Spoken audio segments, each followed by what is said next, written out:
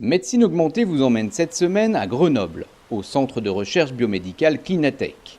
Ici sont développés des dispositifs innovants à l'image du projet BCI pour Brain Computer Interface. Une interface cerveau-machine dont l'enjeu est de redonner une mobilité aux personnes souffrant d'un handicap moteur lourd grâce à ces deux innovations. Un exosquelette 4 membres tout d'abord, et surtout à cet implant intracérébral baptisé WIMAGINE.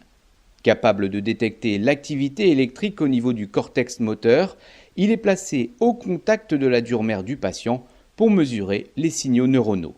Alors, le projet BCI a comme objectif de redonner une sorte de mobilité, permettre à des malades qui sont tétraplégiques, c'est-à-dire paralysés des 4 membres à la suite d'une lésion de la moelle cervicale, leur redonner la possibilité de se mobiliser, de bouger, éventuellement de marcher et de bouger les membres supérieurs par l'intermédiaire d'une neuroprothèse qui est l'exosquelette et qui est pilotée par un signal qui est capté au niveau du cerveau du malade par des implants permanents.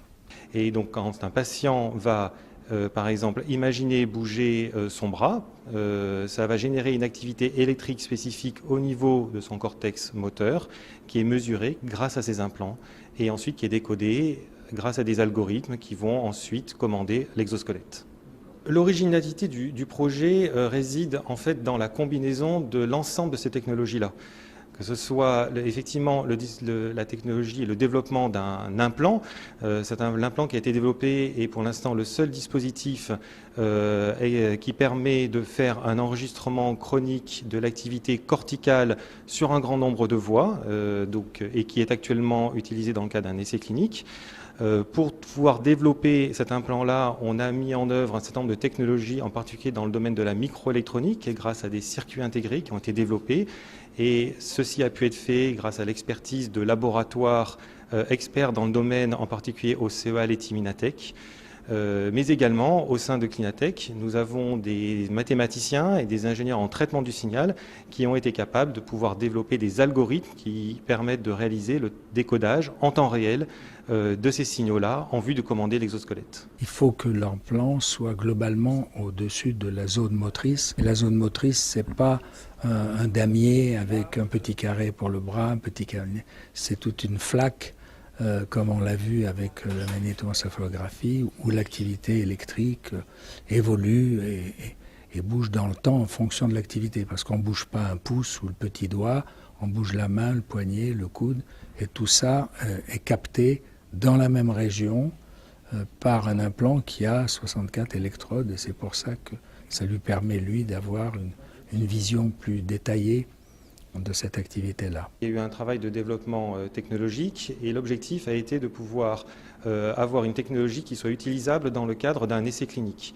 Ça a nécessité un énorme travail, en particulier pour pouvoir avoir des implants, si je prends l'exemple des implants, qui soient qualifiés. Donc ça veut dire qu'ils respectent un certain nombre de normes imposées, en particulier des normes sur la sécurité.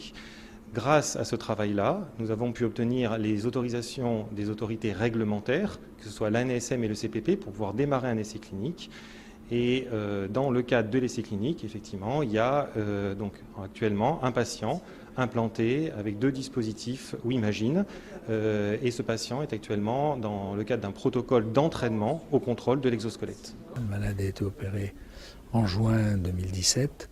Et il est toujours en cours d'essai clinique, donc c'est des choses qui n'ont pas véritablement de fin, parce que le système est fait pour être sans arrêt capable de s'améliorer, et les progrès dépendent en grande partie aussi du malade, du temps qu'il y passe, du soin qu'il y apporte. C'est un essai clinique qui est prévu sur 5 ans, avec donc 5 patients qui doivent être inclus dans le cadre de l'essai clinique. C'est ce qui a été déposé auprès des autorités réglementaires et validé.